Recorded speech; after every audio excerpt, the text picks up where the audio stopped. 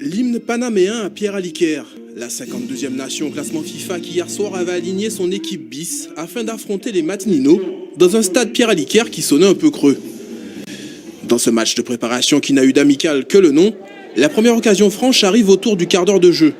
Sur un corner bien tiré, le ballon a du mal à ressortir mais la défense des Matininos s'en sort bien. Les coups de pied arrêtés, seule véritable arme offensive des Panaméens dans une première mi-temps très tendue.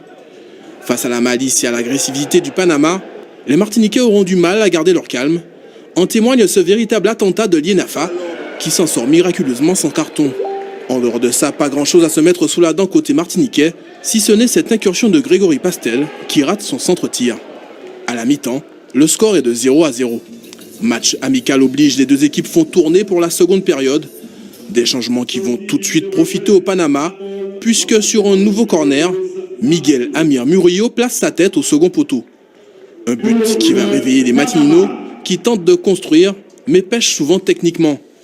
Et sur une nouvelle perte de balle, les Panaméens placent un contre fulgurant, conclu par Batista, 2-0. La sélection de Martinique ne reviendra jamais, malgré cette jolie action de Marajo à 15 minutes de la fin. Au final, la Martinique s'incline 2-0, mais au-delà du score, les Matininos n'ont pas été flamboyants. Ils se veulent pourtant rassurants.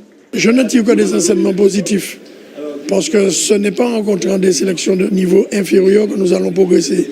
C'est une très bonne chose, c'est le Panama, 3e équipe de la CONCACAF, après les États-Unis et le Mexique.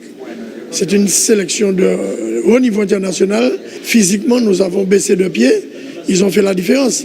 Mais c'est une excellente expérience pour nos joueurs.